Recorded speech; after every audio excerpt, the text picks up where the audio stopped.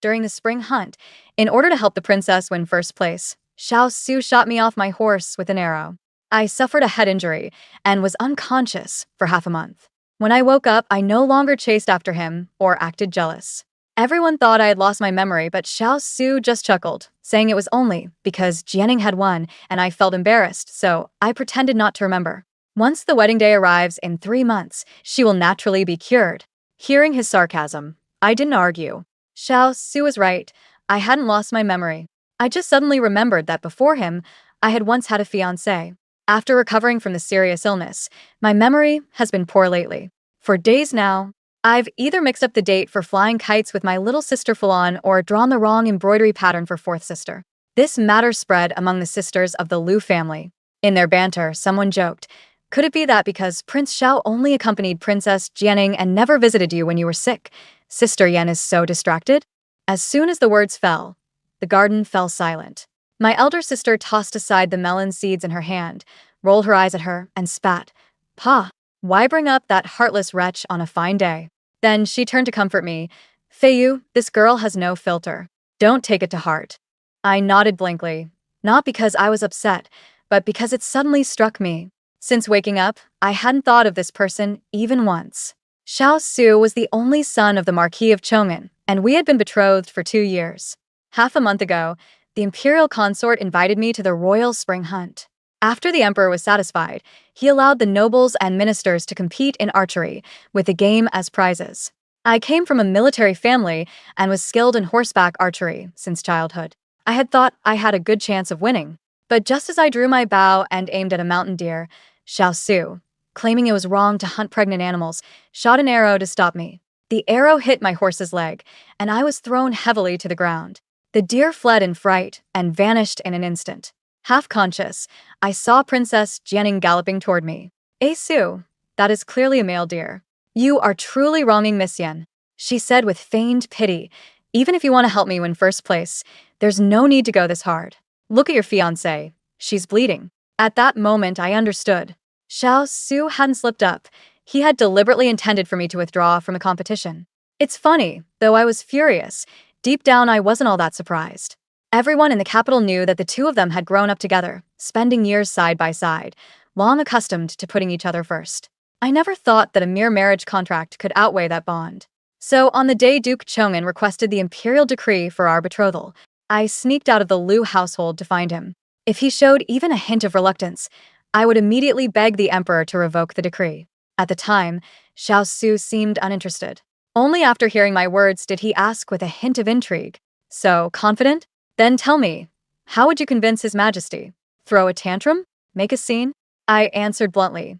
His Majesty speaks like honeyed flowers. Even if I said 10 sentences, he could silence me with just one. So rather than let him reason with me first, it's better to be unreasonable from the start. Besides, there is still the bond between my late parents and the Yan ancestors.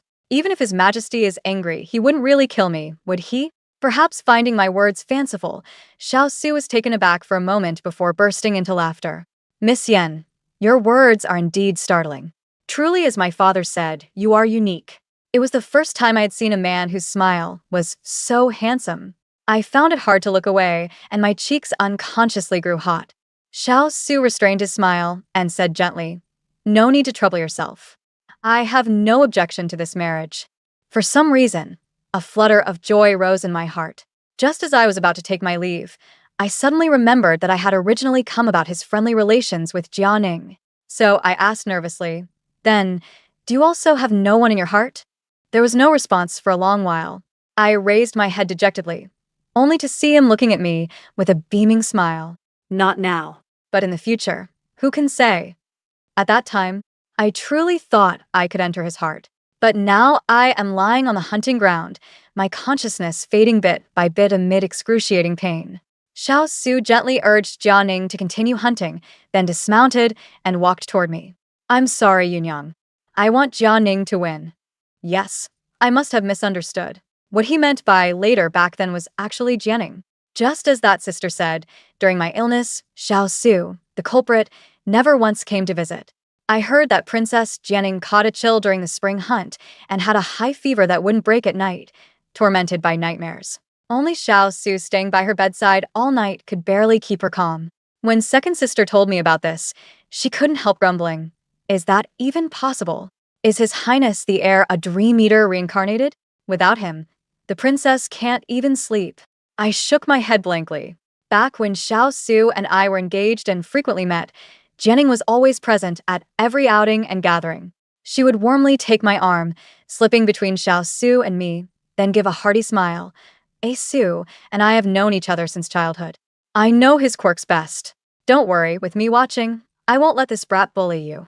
At first, Xiao Su found her superfluous and tried to persuade her not to come and disturb us, but after a few times, he just shrugged helplessly and gave up. Who asked you to be born with such a worrisome nature? Once Yunyang and I get married, let's see how you'll still meddle in our affairs. Though I felt a bit bitter inside, seeing him in such high spirits, I didn't want to dampen his mood. Later, when I found the chance to bring it up, he said nonchalantly, Jianing and I have always been casual with each other. She means well. There's no other intention. If you're really that bothered, I'll talk to her later, alright? He had known Jianing for years, so it was only natural for him to defend her. Though I understood that. The more I saw him act like that, the more uncertain I felt. So I started visiting him more frequently. Even Uncle Lu chided me for losing my maidenly reserve. Later, when I encountered Jianing while boating, she took the initiative to invite me onto her boat. When we reached the middle of the lake, she spoke softly. Su told me everything. I never expected Miss Yen to think of me this way. So, I was just fooling myself. The smile in her eyes faded, though the corners of her lips remained curved. I heard you've been visiting Su a lot lately. Could it be that you think this princess is threatening your position as his fiancé? Since that's the case, you don't need to work so hard. I'll help you see your place right now. I sensed there was a hidden meaning in her words, and alarm bells went off in my heart. Sure enough, the next moment, she suddenly threw herself backward into the water, yanking me down with her. As water splashed everywhere, she struggled and shouted, Su, save me. I was caught off guard and swallowed a few mouthfuls of lake water. Following her gaze, I saw Xiao Su's suddenly pale face standing on the shore. Jianing shot me a triumphant glance, as if to say, see, guess who'll choose. She must be crazy. Luckily, I knew how to swim. I simply ignored her and swam to shore on my own. A few days later, Xiao Su came to me with a grave expression, saying that Jianing had been unconscious ever since she fell into the water. She had always been frail since childhood. I shouldn't have dragged her into the lake out of jealousy, just to test his feelings. I was about to explain, but Xiao Su raised his hand to stop me. That day when you both fell into the water, I've known Jianing longer, and we share a deeper bond. Yet the first person I swam toward was you. His voice was strained. Her expression was pained, which is why she stopped struggling afterward, as if reliving the sight of Jianing despairingly sinking into the water. Xiao Su was filled with regret. He bit his lip and murmured softly, I promised her since childhood that I would never let her lose. Xiao Su poured out his words to me as if talking to himself, then turned and left without allowing me a single word of explanation. After that, he completely changed his previously gentle attitude. Not only did he grow increasingly cold toward me, but sometimes he was even harsh to the point of deliberately making things difficult. He said that if I couldn't bear it, we shouldn't meet before the wedding. But I thought, since he treats me so poorly, it would be better not to marry at all. Originally, I had planned that on the day of the spring hunt, while His Majesty was in high spirits, if I could win first place, I could use the opportunity to request an annulment under the guise of asking for a reward. But who would have thought such a mishap would occur? Afterward, my uncle was already quite displeased with Xiao Su. If I were to fully disclose that Xiao Su deliberately caused me to fall from the horse, I imagined that even under the pressure of offending the Marquis of Chong'an, my uncle would still fight for me. But if so, how would the Lu family manage from now on? Not to mention that there were 3 sisters at home waiting to be married, and 2 elder brothers about to enter officialdom. My thoughts had already wandered off somewhere. Second sister had intended to curse Xiao Su with me a few more rounds, but seeing me so distracted, she couldn't help poking my forehead. Why have you become so dazed since waking up? In the past, you talk endlessly about Xiao Su, but now even hearing that he went to accompany the princess, you don't seem angry at all. At this point, her expression suddenly turned strange. And it was clearly Xiao Su who hurt you, yet you have no intention of holding him accountable. You haven't even mentioned him. Facing second sister's increasingly suspicious gaze, I had a sudden inspiration and scratched my face awkwardly. Hesitantly, I asked, "Actually, I've been wanting to ask since yesterday. Who exactly is this Xiao Su you're all talking about?" The news of my memory loss spread like wildfire through the capital. Now everyone knew that the fiancé who used to chase after the heir of Chong'an all day had actually forgotten him after falling from a horse. Strangely, she had only forgotten him alone. Aunt of the Liu family was so worried that she had renowned doctors come to examine me for several days in a row. But even the most skilled physicians were helpless against my strange ailment of forgetting only one person, naturally, since I was faking it. This matter quickly reached the palace. Upon hearing the news, the imperial consort urgently summoned me to the palace for a talk. She was my father's sworn sister, and though we shared no blood ties, she treated me extremely well. Ever since the spring hunt incident, she had been consumed by guilt, sending countless rare herbs and tonics to the Liu family like a flowing stream. "Xiao Su caused you to suffer like this. Forgetting him serves him right," the imperial consort said indignantly, waving her round fan in Changle Palace. After calming down a bit, she asked gently, "Really? You don't remember anything?" I nodded lightly and sighed softly. To be honest, I can't even recall what he looked like anymore. The imperial consort's brows furrowed slightly, showing a trace of difficulty. I seized the opportunity to say, "Although it was you who summoned me today, Aunt, I also have a concern I'd like your advice on." I lowered my eyelids and spoke slowly. "Now, although I don't remember what kind of person the young Lord Xiao is, in the past half-month, he has neither come to visit nor sent a single word. Upon careful consideration, this man lacks any refinement and seems to despise me. I also heard that he has been attending to Jianing day and night without rest at the princess's residence. To be honest, Feiyu finds it truly hard to accept. Having been in the palace for many years and always by the emperor's side, the imperial consort was most skilled at perceiving people's true intentions.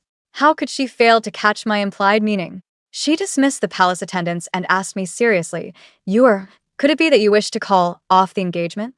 I replied tactfully, "Xiao Su is the only son of the marquis. Now that I am left with such aftereffects, I fear Chong'an marquis might also have some hesitation in his heart." Upon hearing this, the imperial consort sighed deeply. "Back then, when the Marquis of Chong'an requested the imperial decree for your marriage, it was not only because you and Xiao Su were of similar age and from well-matched families, but also because he once served under your father. He had been appreciated and cared for by him. Now that he has become a marquis and prime minister, he cherishes that debt of gratitude and wishes to take good care of his sworn brother's only daughter left in this world. Such loyalty and righteousness were greatly admired by His Majesty. Moreover, the wedding date is approaching. If the Marquis of Chong'an were to propose breaking off the engagement just because you lost your memory, would he not be ridiculed by the world? I suppose so. Because I didn't want the Liu family to be branded as faithless and unjust, I didn't ask my uncle to propose the match. The Marquis of Chong'an was no fool either. Why would he court trouble for no gain? At most, I could let Xiao Su take a few concubines in the future. Perhaps seeing my gloomy expression, the imperial consort gently covered my hand. Don't worry. That Xiao Su has hurt you, and to this day hasn't even offered an explanation. Even if it was an accident, it's inexcusable. Rest assured, I will certainly go to His Majesty to lodge a proper complaint. Then, no matter how unwilling he is, I'll have someone drag him here by the ear to see you. I guarantee he won't dare bully you again." I forced a faint smile and casually changed the subject. After chatting a while longer, I left the palace. On the way back, my heart was heavy. Passing by a tavern, I happened to see Fulan alighting from her carriage. Last time, I had stood her up without reason, leaving her waiting by the lake for an entire afternoon. Although she hadn't blamed me afterward, I had always wanted to apologize in person. So I immediately stopped the carriage and went inside to find her. Yet as I passed by a private dining room, hearing some teasing from within the screen, I said, "Prince Xiao, the commandery princess has just recovered from illness, and your fiancée is rumored to have lost her memory. How do you, a busy man, have leisure to drink here?" I paused in my steps and heard Xiao Su snort coldly. Loss of memory? I think she just felt humiliated after losing to Jia Ning in the spring hunt. She has always been jealous and petty. When she heard I was taking care of Jia Ning this time, she deliberately pretended to have amnesia to make me feel guilty. Since when does amnesia only make you forget one person? His faint sarcasm drifted through the screen. I suppose once the wedding day arrives in 3 months, she will be completely recovered. As he finished, the room burst into laughter. I suddenly felt that the fake amnesia trick was not very clever. Otherwise, I could have just pushed open the door right now and slapped him across the face. Then I could have publicly exposed how he and Jianing deliberately shot my horse to make me fall during a hunt. Even if it caused a big scene and might involve my uncle's family offending the Marquis of Chong'an, at least it would be satisfying. I was gritting my teeth, wondering whether to swallow this bitter pill in silence, when suddenly a fair hand reached out and gently patted my shoulder. Farong stood behind me, her brows and eyes curved like crescent moons. "What a coincidence, Feiyu. Are you here to buy pastries too?" she said with a smile, continuing, "That day you stood me up, I thought you had a bad memory. I never expected it was something as serious as losing your memory. Sigh, it's not convenient to talk here. Let's find a private room and have a good chat. By the way, have you dreamed of that person again since then?" Farong spoke rapidly, taking my arm and pulling me along. Suddenly, the partition door behind us was pushed open with force, and the sound of hurried footsteps approached from afar, closing in on us in an instant. Then, a strong grip seized my wrist. Xiao Su yanked me around, his voice cold as he demanded, "Who allowed you to eavesdrop?" His accusation was utterly unreasonable. He hadn't been speaking in a low whisper, nor had he posted anyone to guard the door. I had simply passed by and happened to overhear a few words. How was that eavesdropping? A dull ache throbbed in my wrist as I looked up, meeting Xiao Su's eyes blazing with anger. "What? Cat got your tongue?" Xiao Su sneered when I didn't answer. "The whole world says you've lost your memory and forgotten me, but I'd say you remember me quite well, don't you?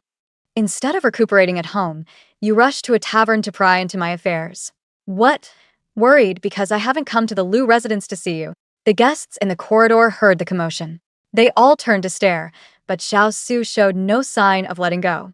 Instead, as if to punish me, he tightened his grip even more. "Please let go." Before I could speak, Falon stepped forward from behind me. "Even if you are a noble heir," she said without cowering, "that doesn't give you the right to be so rude to Feiyu." Xiao Su seemed to notice her for the first time, his gaze shifting slightly. Just as he was about to lash out, I wrenched my wrist free of his grip and then, swinging my arm in a full arc, landed a resounding slap across his face. The Yen family has been renowned for military strategy for generations, and my mother was no less valiant than any man. As a daughter of a general's house, I've been far stronger than ordinary women since childhood. The slap was crisp and clear, abruptly cutting off the whispers filling the corridor. Xiao Su's head turned to the side from the force of my blow. His eyes were filled with disbelief. I rubbed my stinging wrist, let my gaze sweep over the pampered young men spilling out from the private room behind him, and finally fixed it back on him. "So you are that young Master Xiao. I thought your lack of apology after injuring me was merely bad upbringing. But I never imagined you would also be a lecher who molests women in public." My voice wasn't loud, but every word was distinct. Is this how the Marquis of Chong'an teaches his son? This was probably the first time I had ever been enraged at Xiao Su. His expression froze for a moment as he looked at me uncertainly, as if trying to tell if the person before him was the same Yan Feiyu who had clung to him so obsessively in his memory. Were they actually the same person? I continued with sarcasm. "I suppose it figures. The tale of you, young master, ignoring the boundaries between men and women by spending every night in the princess's mansion has been the talk of the capital. How could I have expected you to be a proper gentleman?" As the words fell, the murmurs that had just been suppressed rose again. "Isn't it true? I heard that the Xiao heir hasn't even set foot past his own doorstep these days because he's been tending to the county princess. His own fiancée was injured and lost her memory, but he didn't even bother to come see her. Instead, he went off to attend to someone else. How can he have the nerve to turn around and blame the girl? If you ask me, that Jianing County princess is also playing dumb on purpose. If it were her fiancé getting tangled up with another woman, she'd have torn him apart by now."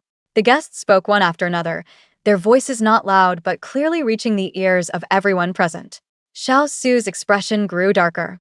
But before he could lose his temper, a servant from the Marquis's residence who had been waiting outside the restaurant rushed in urgently. He whispered a few words in Xiao Su's ear, and no one knew what was said.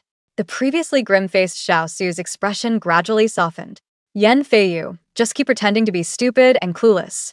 He narrowed his eyes and looked down at me coldly. "Let's see if you can keep up the act for a lifetime." With that, He angrily flicked his sleeves and left. After his figure completely disappeared from our sight, Falon still patted her chest in shock and sighed. If I hadn't seen it with my own eyes, I would never have imagined that young Master Xiao could be so arrogant. After all, you are a descendant of a loyal martyr, and you have the backing of the imperial noble consort in the palace. How dare he? I had never thought about this before, but now it seems to me he probably relies on the honor of the Marquis of Chong'an's accumulated military achievements, which makes him untouchable, and on my deep infatuation and obsession. What's more, even Princess Jianing, who has always been by His Majesty's side and is his most favored, revolves around him. Naturally, he feels emboldened. I set this matter aside for the time being, no longer thinking about it. To make up for my previous failure to keep our appointment and to thank Falon for standing up for me, I found another restaurant. I ordered all her favorite dishes, and we had a pleasant talk over the meal until dusk fell, before we took our leave and returned home. Yet, for some reason, the atmosphere in the Liu family's main hall was strangely subdued. I initially thought that news of my fight with Xiao Su today had reached the elders, so I was about to confess. But I saw my aunt holding a handkerchief as she came up to me. Your uncle has received word that the Marquis of Chong'an will be returning to the capital soon. 3 days later, news of the victory over the enemy in the northern frontier reached the capital. The border triumph was proclaimed, and the people rejoiced with uplifted hands. The leading Marquis of Chong'an would soon be returning to court in triumph. It was said that upon his return to the capital this time, he would rest for a longer period, partly because the campaign had yielded abundant results, and he needed to report to His Majesty in detail. Secondly, the heir's wedding was approaching, and as his father, he naturally could not be absent. However, lately the heir of Chong'an and his betrothed, Lady Yan, had been frequently at odds. Many privately speculated that this marriage might not come to pass. This morning, I received a letter from the imperial consort. In it, she said she had already enumerated before His Majesty all the malicious deeds Xiao Su had done to me. After hearing this, His Majesty was quite angry and originally intended to summon him to the palace for punishment. But just then, the victory report from the northern frontier arrived, and so this matter was temporarily set aside. I suddenly realized it was no wonder Xiao Su had made such harsh remarks a few days earlier. It turned out that the news of the Marquis of Chong'an's great victory had made him even more arrogant. The letter from the noble consort also said that although His Majesty, out of consideration for the Duke of Chong'an, did not intend to pursue Xiao Su's matter thoroughly, since there had been so much trouble, he still needed to be reprimanded where necessary. Thus, to soothe my heart, His Majesty specially permitted me to attend this victory banquet. I stared at the last few lines of the letter. For some reason, I unconsciously let out a cold sneer.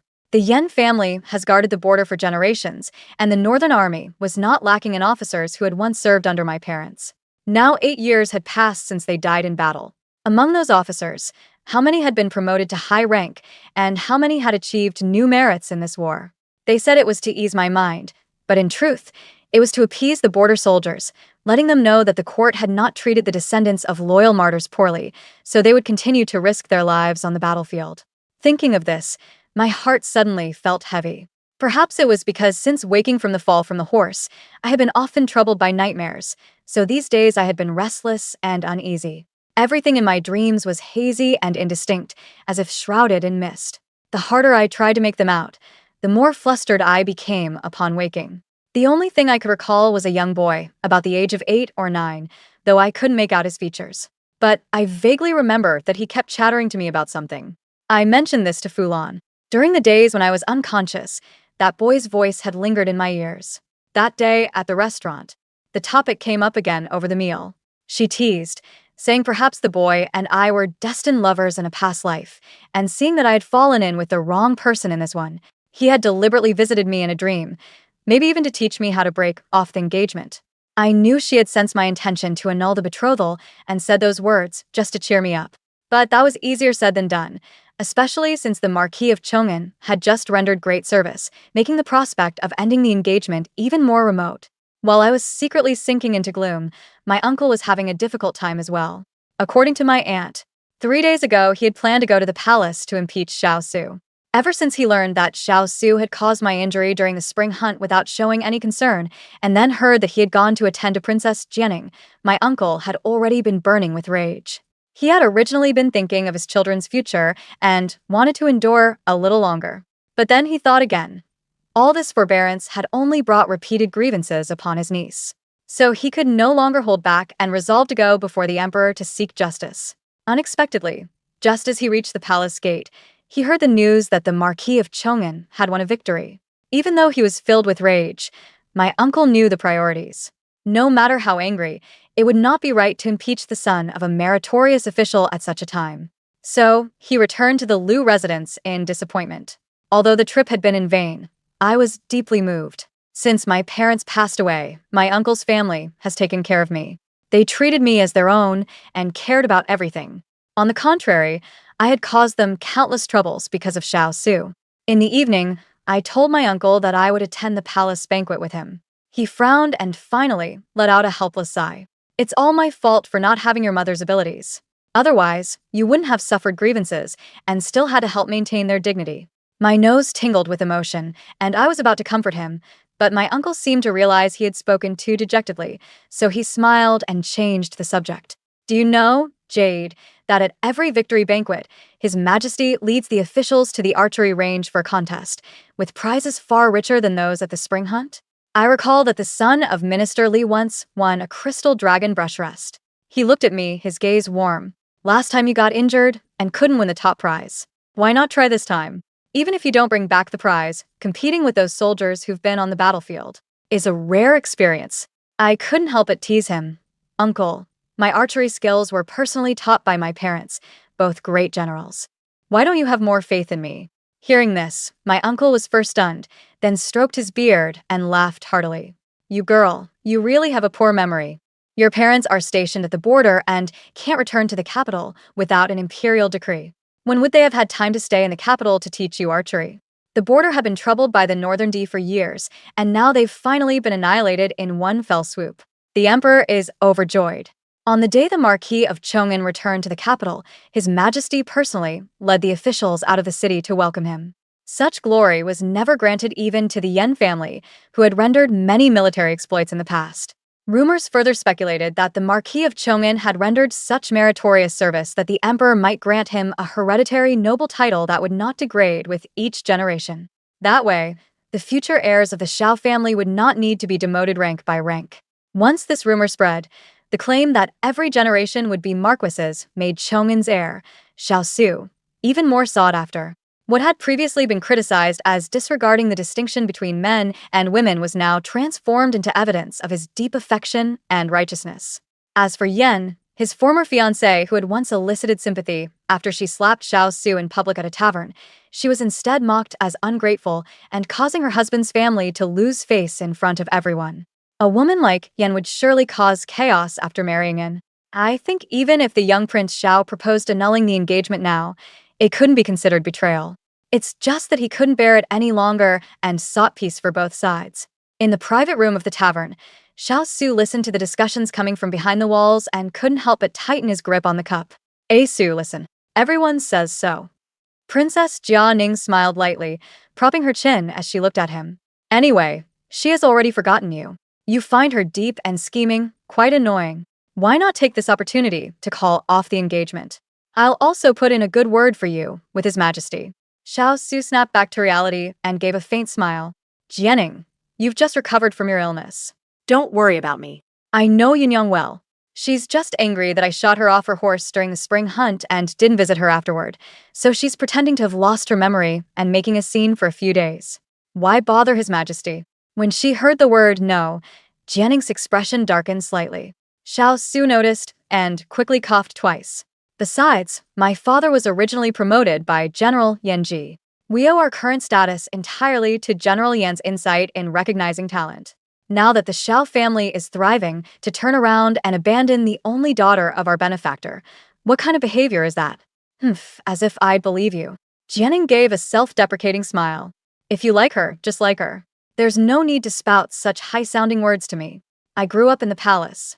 I've seen plenty of cases like this where the latecomer overtakes. Back then, Consort Yen stole Aunt Empress's place in His Majesty's heart, and now there's Yen Feiyu, surpassing the place I hold in your heart.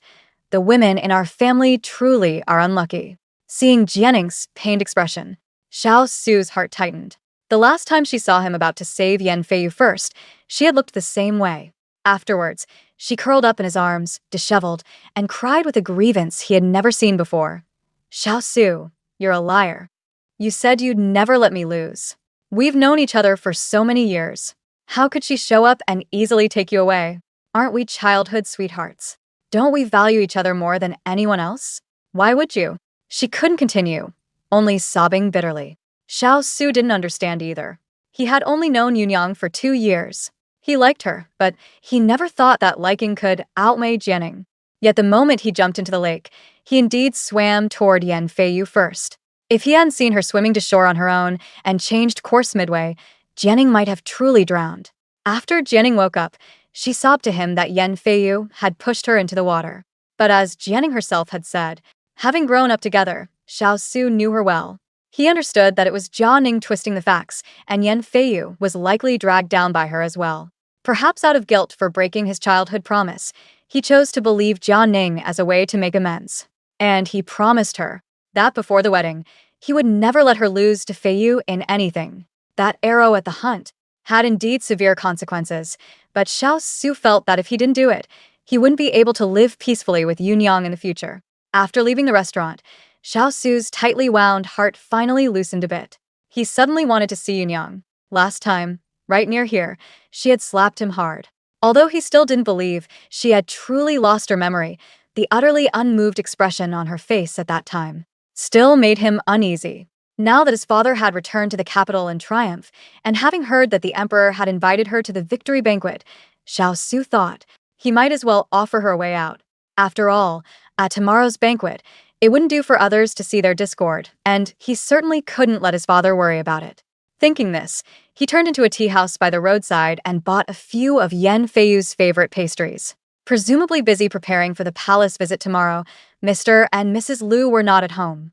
The maid went into the inner courtyard to announce his arrival, but didn't return for a long time. Growing impatient, Xiao Su strolled into the backyard garden to idle about. He thought, when Yulong sees him coming to visit, she will surely greet him with a bright smile. That had always been the case in the past. She could never truly stay mad at him. Once this palace banquet was over and they were married, he would make Yulong understand that all his previous mistreatment of her was only so that he could treat her well with a clear conscience in the future. Lost in these pleasant thoughts, Xiao Su suddenly caught sight of a familiar, graceful figure. By the railing of the corridor, Yan Feiyu was leaning there, taking a nap. Xiao Su quietly approached and sat down beside her, savoring the long-lost tranquility between the two. A gentle spring breeze suddenly swept by, scattering the stray hairs on her forehead and revealing the wound that had scabbed over for who knows how long, bare and exposed. Xiao Su's body stiffened, his heart suddenly tightened. In her sleep, Feiyu was frowning, looking deeply pained. The same guilt he felt when he witnessed Jianing drowning surged again in Xiao Su's heart. He reached out his fingertips and touched her cheek tenderly. I'm sorry, Yunyang. From now on, I will never let you suffer any harm again. As if hearing these whispered words, the dreaming girl's rosy lips quivered slightly and she sobbed, Don't leave me, Qianqiu. I must have forgotten something. All along, I thought my skills in horseback riding and archery were inherited from my parents, but from what my uncle said that day, it seems I stayed in the capital as a child. Being rarely together with my parents, it makes sense. As garrison commanders, my parents should, like the Marquis of Chong'an, be stationed at the frontier most of the time, rarely returning to the capital. But if that's the case, then who taught me archery? I am utterly baffled. My heart is heavy and restless. The harder I try to recall, the more tangled my thoughts become. I couldn't sleep well at night. On the day before the palace banquet, while feeding the fish under the eaves, I unknowingly leaned against the railing and fell asleep.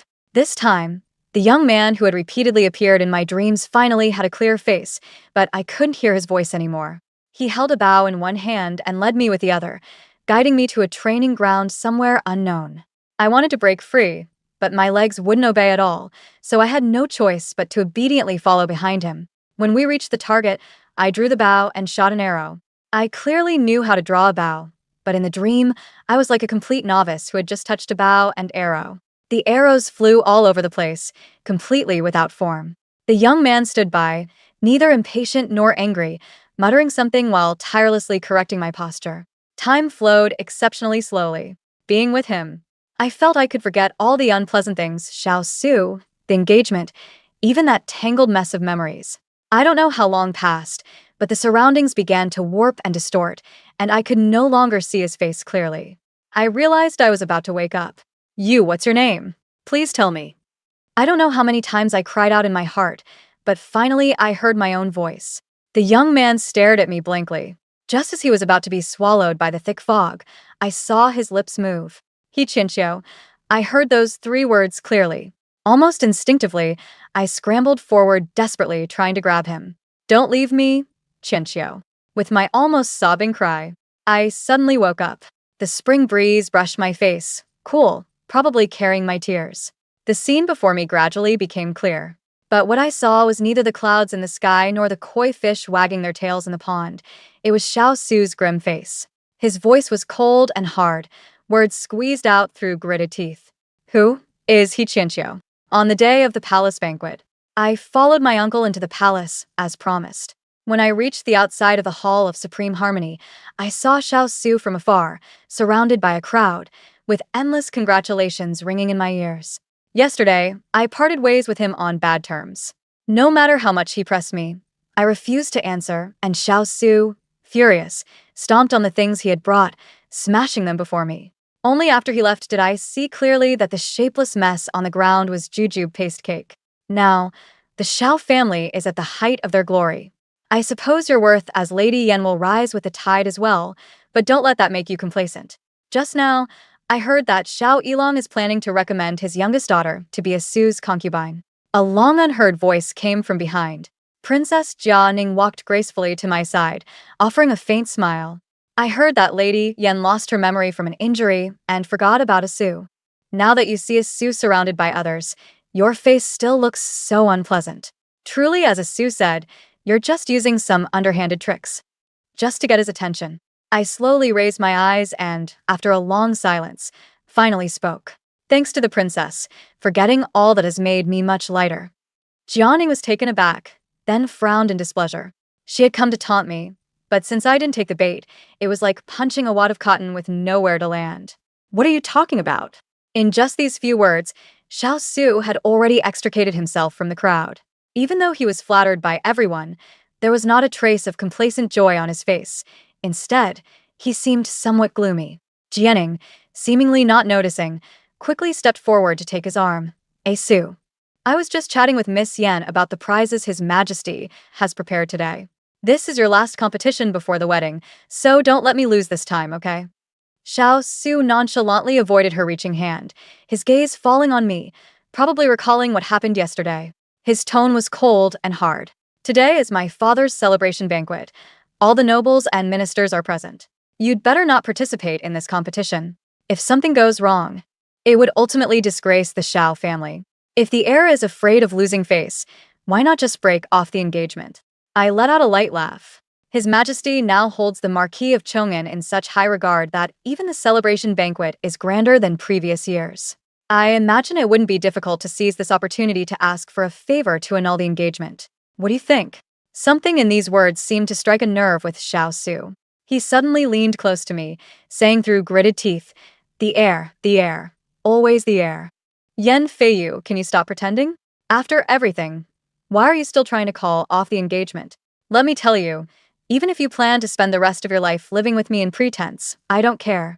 As long as you are ultimately my wife, I will never let you go to another man. Perhaps the intensity of his tone was too wild. Princess Jianing, watching from the side, was so startled she trembled. She called out softly, Su. Finally, he barely managed to regain his composure. It was getting late, and we had lingered outside the hall too long. Xiao Su took a deep breath, suppressing the turbulent emotions within him. Turning to me again, his tone softened considerably. Yunyang, no matter what happened before, after we marry, I will treat you well. There's still time ahead. One day, you will understand my feelings. Having said that, he lifted his foot to walk back into the hall. I called out to stop him. You mean the date cake you brought yesterday? Xiao Su's figure paused, and a hint of joy was about to rise on his face, but I let out a sneer. Xiao Su, have you lost your memory too? The one who loves date paste cake is not me, but the princess. The officials filed into the Taiji Hall one after another. Before the emperor's arrival, the last to enter was the day's protagonist, the Marquis of Chong'an. Since the engagement was settled, this was the first time I had seen him. He had shed his armor and changed into plain clothes. Though nearly 60 years old, he remained vigorous and spirited. If anyone saw this general before them, they would have no doubt that he was invincible on the battlefield, undefeated in every campaign. After exchanging a few pleasantries with nearby ministers, his gaze swept across the hall and landed on me. My uncle took me forward to pay our respects. Looking up, I met the Marquis of Chong'an's kind eyes. "So this is Feiyu. It's been years, and you've grown into such a fine young lady." He studied me, his voice soft with reminiscence. "What a resemblance. The spirit in your brow. Truly a mirror of General Yen." I blurted out. "When my parents passed." Feiyu was barely 10, and much of it is already hazy. My uncle said my father and mother were long stationed at the frontier. Now, perhaps no one knows their past better than. "It is you, Marquis. I wonder if you could spare some time to talk to me about." Uncle hurriedly stopped me, scolding softly. "Look at you, child. Don't you see what occasion this is?" I came to my senses and awkwardly stopped speaking. The surrounding soldiers couldn't help but laugh. The Marquis of Chong'an also let out a hearty laugh. Amid the voices, I heard someone whisper with feeling, "General Yen and Commander Liu have been gone for so many years. Miss Yen must have had a hard time, but seeing her so spirited today is reassuring. Now that the Northern D have been defeated, and Miss Yen and young Master Xiao are about to marry, truly, good things come in pairs." I imagined General Yan's spirit in heaven would be comforted. The surrounding noise was clamorous. A warm and gentle hand quietly reached out and patted my shoulder. I knew it was Uncle. Shortly after, His Majesty finally arrived. The banquet officially began, with delicacies arrayed and singing and dancing creating an atmosphere of peace and prosperity. But my mind was not on any of this. Xiao Su sat at the opposite table. Because of the Marquis of Chong'an, his seat this time was quite close to the imperial throne. However, he seemed somewhat distracted, frequently glancing in my direction. I supposed it was because of what he had heard outside that made him uncomfortable. I raised my wine glass and noticed another gaze from the corner. Princess Jianing seemed to have sensed Xiao Su's odd behavior and was staring at me with suspicion and displeasure. Without changing my expression, I lightly raised my glass to her. I, too, could do things that made others feel guilty. The feast was more than half over. Finally, it came to His Majesty's reward session. Previously, it was widely rumored that the Marquis of Chong'an had accomplished great feats beyond compare, and the Emperor would surely grant him an inheritable title. It seemed the Marquis himself had heard these rumors, and he sat up straight with tension. However, His Majesty only smiled meaningfully, saying he would keep this reward for the archery competition later, and it would be awarded together with the wager. No one understood until they moved to the shooting range. Only then did I clearly see what the reward on the platform was: my father's armor. Looking at the prize on stage, Xiao Su's face instantly turned pale. He actually ignored the crowd and strode towards Jianing, lowering his voice to question her. "Didn't I say she wouldn't participate? What are you doing?" He rarely gets angry at his childhood friend. Jianing, however, was completely indifferent. That arrow pierced his throat in one shot, and the moment the shaft went through, warm blood suddenly splashed onto my cheek. The Marquis of Chong'an fell backward, and the arrow feathers were yanked out by the force of his fall. I couldn't hear his screams, nor the shocked exclamations of the ministers. I couldn't even clearly see Xiao Su's face, which had already turned ashen before he could react. I just lowered my eyes and looked down at the Marquis of Chong'an, who lay on the ground, desperately clutching his throat but unable to stop the gushing blood. I smiled gently. This was my final arrow. I knew since I was 8 years old that I was the hostage my parents left in the capital because the emperor was uneasy about their repeated military achievements. So he refused to let them take me to the army camp. At that time, my uncle's family had not yet come to the capital to serve as officials.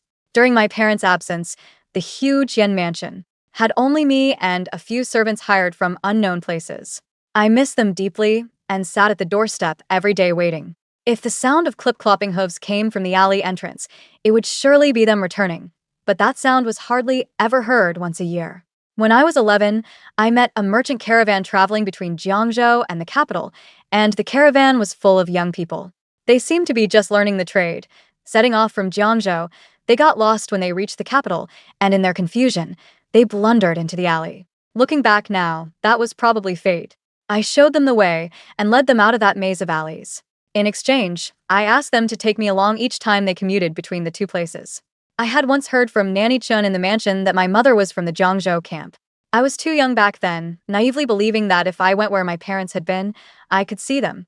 After Nanny Chun passed away, the servants in the mansion became even more indifferent to me. Sometimes I would be away from home for 2 days, and no one would even notice. Jiangzhou was only a 3-day carriage ride from the capital, and the round trip took about 7 days. I thought that amount of time wasn't a problem, so I boarded the carriage on the day they left the capital. Throughout the journey, I happily thought that if I could be recruited into the Jiangzhou camp, I could become a general someday, and my parents would surely praise me greatly. But only when I arrived did I learn that the Jiangzhou camp didn't accept Girl Scouts. I vaguely recalled that Nanny Chin had mentioned it before. Back then, my mother had disguised herself as a boy to sneak in. I was pacing anxiously, and the young gatekeeper urged me several times impatiently. Just then, I caught a glimpse of a short figure inside about my height. I pointed at the little girl and shouted, "Why can she get in?" The little girl twitched her ears, carrying a pitchfork with horse dung, and walked over with a stinky face. "I'm a boy." That was my first acquaintance with He Qianqiu. I had made a blunder, but it wasn't my fault. He had delicate features and was short, looking exactly like a little girl from afar.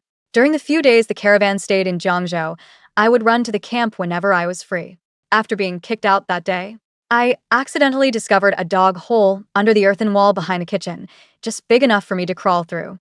At first, He Qianqiu caught me, and he would put on a stern face to drive me away. But I suppose since there were no playmates his age inside, over time, we gradually became familiar. He no longer shooed me away, simply pretended not to see me, silently allowing me to stay for a while. Once, I asked him for advice on how to enter the army, and he said he had no way either. His father was a squad leader, and his mother a military prostitute. He had been born into this army camp, and though now he could only do odd jobs, he believed he would one day become a great general. I found him quite talkative, because I hadn't even asked that much.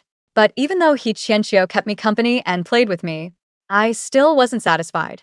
I begged him to take me horseback riding to the training ground for archery, things like that. For a child outsider whose daily tasks were scrubbing toilets and picking up horse manure, this was really asking too much. Yet he still came up with a way. Whenever we went to collect horse manure, he'd let me climb up and sit on a horse's back for a while. As for learning archery, he drew a target on a tree and had me throw a pile of pebbles at it. In the end, it turned out he was the naturally gifted one. He hit the bullseye every time, so I had to humbly ask for his guidance. He Qianqiu also knew a lot about martial arts and techniques. He knew that when drawing a bow, your feet should be shoulder-width apart and your body slightly leaned forward to steady yourself. He also said that if you had to fight someone taller and stronger, you should never aim for the heart first, but aim straight for the throat, because the skin there is thin and easily fatal. In those days, I gradually discovered the joy of spending time with him. On the day the caravan departed, I made a pact with He Qianqiu to come find him again next month. I would even bring him a slingshot. "You're not lying to me, are you?" He Qianqiu, who always acted like a little adult, showed an unusually flustered expression for the first time. I thought he was afraid I would renege on the slingshot, and was about to get angry when I heard him whisper, "My father went to the front lines before, and said he would be back next month too, but he never returned." Hearing this made my nose sting. I took off my longevity lock and pressed it into his hand, telling him to keep it safe. I'd come for it next month. Only then did He Qianqiu feel a little relieved. He reluctantly watched me crawl out through the dog hole, and we maintained this exchange for about a year. Every time I visited him, I brought some new trinkets from the capital. He never took them for free, often giving me small wooden figurines he had carved himself in return. Then one day, as I handed him a sachet, He Qianqiu suddenly blushed. "I think us always exchanging gifts like this. Not good." Why? "Because I heard the cook say that exchanging tokens between men and women means that kind of relationship." Hearing this, I instantly understood and blurted out, "Then you can just be my live-in husband in the future, can't you? My home is very big. I can certainly afford to support you." He Qianqiu was stunned, and a faint blush appeared on his wheat-colored cheeks. "Then you are my fiancé." Fiancé. Childish banter. Originally, it didn't count, but at that moment, we were both serious. Later, I returned to the capital.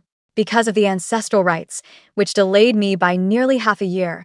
When I went to Jiangzhou camp again, He Qianqiu was already much taller than me. This time when we met, he didn't have his usual smile. Instead, he put on a stern face and said to me very seriously, "Fei Yu, I'm going to join the army in the north." The Marquis of Chong'an choked on his own blood at his victory celebration. No one expected that the orphan of the Yan family would actually target that once glorious, battle-hardened general. Probably even the Marquis of Chong'an himself didn't expect that I would have such courage. The archery field was in chaos. His Majesty immediately ordered the Imperial Guard to throw me into the Ministry of Justice prison. As I looked at my uncle, an imperial noble consort among the crowd, their faces filled with disbelief, only one thought rose in my mind. In the end, I had indeed caused them a huge trouble. The day before the palace banquet, after Xiao Su left the Lu residence, I remembered the name He Qianqiu. That long-sealed memory was pried open layer by layer. That night, I secretly returned to the Yen residence. Every time I came here since my parents died, I couldn't help but be overwhelmed with grief. Afraid it would harm my health, my uncle never allowed me to return alone. But this time, I had something I must verify. I pushed open the door of the ancestral hall and retrieved from behind my parents' spirit tablets that old, worn-out slingshot stained with blood. Just touching it lightly, the memories from the past burst forth like a flood, overwhelming me from all directions. I remembered. That day, He Qianqiu said she wanted to join the army in the north, and the place she was going to was precisely the Yanyan Pass, where my parents were stationed. I insisted on going with him. So that very night, I sneaked out of the Jiangzhou camp and mounted a swift horse heading out of the capital. On the way, He Qianqiu told me that the Jiangzhou camp was right under the emperor's nose, peaceful for so long that the soldiers had grown reluctant to fight. He didn't want to stay there idling away his days. He also apologized to me, saying he had lied to me. His father hadn't died in battle. He had deserted and never returned. He was afraid I would look down on him, so he had told me that ambiguous story. He also said he would turn 16 next month, and by then I could go and formally propose marriage. That night, the autumn wind howled fiercely as we rode on horseback. I was shocked again and again. I thought when we reached Yanyan Pass, I would definitely introduce him properly to my parents. This guy was just too interesting. But that day never came, and it would never come. We had only just left 2 cities behind us, when in the outskirts we encountered a messenger being pursued. He was heading back to the city to request reinforcements. We hid him in the grass to evade his pursuers. But that soldier was too gravely wounded. There was no saving him. Before he died, he entrusted us with the token and the secret report. Only then did I realize that the city under attack he had mentioned was Yanyan Pass. We immediately turned our horses and galloped back. We rushed towards the city, but the enemy was truly cunning. They had already set an ambush in secret. As soon as they saw us carrying the secret report, they directly gave chase. At that time, our horses had been running for too long and could no longer muster any strength. He Qianqiu made a prompt decision. He lifted me off the horse and said resolutely, "Fei Yu, I will go and divert the pursuers. You quickly take the secret letter to the commandant's office to request troops. You can do it, right?" Since leaving Jiangzhou, I had faced everything together with He Qianqiu. But at that moment, I had a faint premonition that separating from him this time might mean we would never see each other again. "Go quickly, Fei Yu. Don't you want to save your parents?" Those were He Qianqiu's last words to me. He mounted his horse and galloped without hesitation into the forest. I tucked the secret report into my bosom and ran for 2 nights, frightened and terrified, until I finally reached the commandant's office, utterly exhausted. I only remembered handing the item to a centurion, tearfully begging him to rescue He Qianqiu, and then I passed out, losing consciousness. When I woke up, my life had been turned upside down. The reinforcements arrived too late, and my parents both died in battle at Yanyan Pass. As for the boy who led the pursuers away from me, the authorities found his hacked bones 200 li outside the suburbs. The only thing left on him was that slingshot. The person who brought He Qianqiu's keepsake to me whispered regretfully, "If the military report had arrived a little earlier, it would have been better." Yes, if only a little earlier, just a tiny bit earlier. If only the one who returned to the city to request reinforcements had been He Qianqiu. Probably, due to the sudden tragedy, I kept sleeping after being sent back to the capital. When I awoke, I couldn't remember any of the things that had happened. I had completely forgotten. I had indeed lost my memory, but what I forgot was never Xiao Su. It was my crime. I was locked in the dungeon for 2 days. Finally, His Majesty brought me before him for interrogation. I confessed everything, including the centurion I had seen at the commandant's mansion 8 years ago. It was about the Marquis of Chong'an. Back then, to monopolize the military credit, he deliberately concealed this matter from the colonel, secretly leading over 100 men to the vicinity of Yanyan Pass. He only waited to make a last-minute rescue, but unexpectedly the enemy forces charged fiercely. He grew timid on the battlefield and missed the optimal moment to provide reinforcements. It wasn't until my parents died in battle that he finally entered to clean up the mess and falsely claimed military merit. I knelt before the emperor. I recounted everything I had heard back then in the colonel's residence. His Majesty's face darkened, his expression complex. He remained silent for a long time, as if at a loss for words. Since you have grievances, why not seek help from the court? What you say lacks solid evidence. Now that the Marquis of Chong'an is dead, the dead offer no testimony. How can the truth be brought to light? How can I restore justice for you? The man is dead. What use do I have for justice? I sneered. That day in the Hall of Supreme Harmony, I recognized the Marquis of Chong'an at a single glance. He wore no armor and carried no weapon. I knew then that day was my only chance for revenge. Whether it was heaven's help or not, I had just regained my memory, and not only did I encounter my enemy just a few hours later, but even the murder weapon was prepared for me. The emperor seemed quite helpless in the face of my unyielding attitude, his voice sinking. Yan Feiyu, you say you don't want justice, but do you know? What you did is murder, a capital crime. Do you think I can let you off just because of your personal grievance? He, Marquis Chong'an, is after all the commander of an army. Have you not considered that if he dies like this, the front line would be left without a leader? It would give the enemy an opportunity and make the three armies lose faith in the court. Listening to His Majesty's high-sounding words, I couldn't help but laugh again. The rumor spread among the people that Your Majesty was going to grant Marquis Xiao a hereditary title with no reduction. It seems it wasn't baseless. He has fought on the border for so many years. Could it be that Your Majesty doesn't want him to return to the capital for retirement? As for the army being leaderless, I heard someone in prison last night mention that the person you sent to the border to take over is neither an old subordinate of the Yen family nor a close confidant of Marquis Xiao. Such a perfectly suitable candidate. Your Majesty found him really quickly. I continued. Now that Your Majesty knows the truth, you can simply make public the enmity between Marquis Chong'an and my Yen family. When the soldiers hear it, I'm afraid they won't be disheartened. Instead, they will be fervent and inflamed. As for my death sentence, I paused and looked up at him, asking, Your Majesty, what benefit do you think would make the Marquis of Chong'an risk me recognizing him and insist on your permission for our marriage? The emperor was stunned, his face suddenly darkening. Just then, a eunuch's sharp announcement came from outside the hall. Lu Tong, supervising secretary of the censorate, requests an audience. Then, from beyond the door, my uncle's urgent, deep voice rang out. Your Majesty, the Yen family holds an imperial warrant of immunity. I beg you to spare Feiyu's life. Half a month after the Marquis of Chong'an's death, the Xiao family was thrown into prison. The trigger was someone reporting that the Marquis had secretly amassed troops. Subsequently, in his northern estate, large quantities of armor and weapons were discovered. With solid evidence, the court immediately sent people to confiscate his property. When the heir, Xiao Su, was arrested, he was dazed, neither resisting nor crying out, but letting himself be handled numbly. He had been like this ever since returning from the palace banquet. He neither arranged for his late father's burial nor went to the palace gates to beat the drum and cry for justice. Instead, he simply locked himself indoors. Princess Jianing came twice, but both times she failed to meet him. The last time, she sneaked out without the knowledge of the palace maids who were guarding her. She forced open Xiao Su's door and, disregarding his disheveled appearance from not leaving the house for days, hugged him and cried, Ah Su.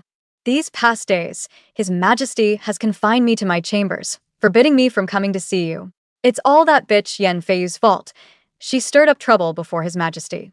She killed the Marquis of Chong'an, but then she lied, claiming that she had regained her memory and said she had a deep-seated hatred for the Marquis. We must go and clear the Marquis's name and have His Majesty put her to death. Xiao Su, who had not spoken for days, suddenly moved his lips. No one knew what he said, but the next moment, He abruptly flipped Jianing onto the ground. It wasn't her who killed father, it was me, he said, his eyes bloodshot and his voice hoarse. If I hadn't caused her to fall from her horse, she would never have remembered everything. If I hadn't shot 9 arrows in a row, allowing her to hide the last one in front of everyone, she would never have succeeded. It was all me, all because of me. Xiao Su was laughing and crying at the same time, crazily tearing at his own hair. These past days, he hadn't dared to close his eyes even while asleep. The moment he did, he would see Yan Feiyu's face covered in blood, looking down at him coldly, as if the one who had fallen before her that day was not his father, but himself. He had been looking forward to their future. They were about to get married. Now, when it came down to it, all of this was because she had regained those damn memories. Thinking of this, Xiao Su suddenly froze. The princess of Jianing lay on the ground, watching his gradually shifting gaze, and felt an inexplicable chill. Su Yu Hao. Before she could finish, she suddenly felt her breath cut off as Xiao Su tightly grabbed her neck. He shouted madly, "No, it's you. You were the one who made me do it. My father was killed by you, and Feiyu became like that because of you. It's all you." In a daze, in those past years, young Xiao Su would push the swing for her while smiling and saying he would protect her forever. Princess Jianing's vision gradually blurred. She kept murmuring his name, hoping to summon even a shred of his sanity. Yet even as she stopped struggling entirely, Xiao Su's grip never loosened. On the day the Xiao family was raided and confiscated, the authorities discovered the Princess Jianing, who had been missing for many days, in the backyard of the Marquis's residence. She had been dead for 7 days, her body buried beneath the swing set in the backyard. Thanks to my ancestors' accumulated merits, I was spared death, but there was no place for me in the capital anymore. After the Marquis of Chong'an's death, His Majesty ordered an investigation into the former Battle of Yenyun, but the outcome didn't matter. The Xiao family had long been implicated for the Marquis's suspected treason. The men were exiled, and the women were sent to the imperial harem as slaves. And Xiao Su, the Marquis's only son, was to be executed soon for murdering the princess. On the day of his execution, he screamed my name under the blade. I don't know how much he hated me, but I hated him just as I hated the Marquis of Chong'an, nothing more than loathing. After my uncle learned the full story of my assassination attempt on the Marquis, after a long silence, I felt deeply sorry. After causing them so much trouble over the years, I had ultimately dragged their family into this as well. You child, what's this about trouble? My uncle's eyes reddened and he choked out. Don't forget, your mother was my sister. Is your grievance not also my hatred? Tears silently fell. That day, I lay across my uncle's lap, as if all the tears that 12-year-old girl had held back over the years were finally shed. On the day of my departure from the capital, Falon rushed to the city gate to see me off. She pressed a packet of dried fruit into my hand, her eyes red. She opened her mouth several times, but couldn't manage a complete sentence. I spoke first. I'm sorry, Falon. I used to think I'd stay with you until you got married. But now, not only have I failed to be a friend you could be proud of, but I've even caused you to be gossiped about by those officials' wives. Falon finally couldn't hold it in and burst into tears. I should be the one apologizing. You wanted to call off the engagement and I couldn't help. You've had so many things on your mind, and I haven't been able to share any of the burden. We cried facing each other for a long time. Falon raised her tearful eyes and asked me, Feiyu, once you leave the city, where do you plan to go? I want to go first to Yenyun Pass. My parents' remains are buried there. I want to properly pay my respects and apologize to them, not only for forgetting such an important matter, but also for using up the family's only amulet of immunity. Then I want to go to Jiangzhou. Falon understood tacitly and lowered her head with a gentle smile. Remember to write to me. When the time comes, tell me more about him. The carriage wheels rolled over the official road, leaving behind my last trace of attachment to the capital. I leaned by the window, placing that bag of preserved fruit on my lap. Suddenly, I remembered He Qianqiu's perpetually stern face from his youth. He should be 24 this year, old enough to marry, to become a general, and also old enough to come propose to me.